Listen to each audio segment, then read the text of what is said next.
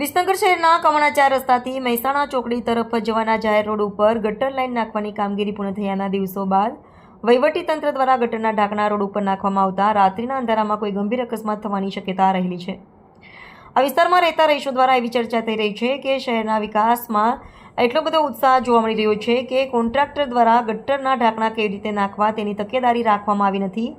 જેના કારણે આ વિસ્તારમાં આવેલી ગુરુદેવ ટાઉનશીપમાંથી વહેલી સવારે પોતાના બાળકને લઈને સ્કૂલમાં જતી મહિલાઓ પણ આ ગટરના કારણે પટકાઈ હતી અને બાજુમાં જ આવેલા ગેલેક્સી હબ માર્કેટમાં ખરીદી કરવા માટે આવન જાવન કરતા ગ્રાહકોને પણ આ ખુલ્લા ગટરના ઢાંકણાના કારણે પરેશાની થાય છે।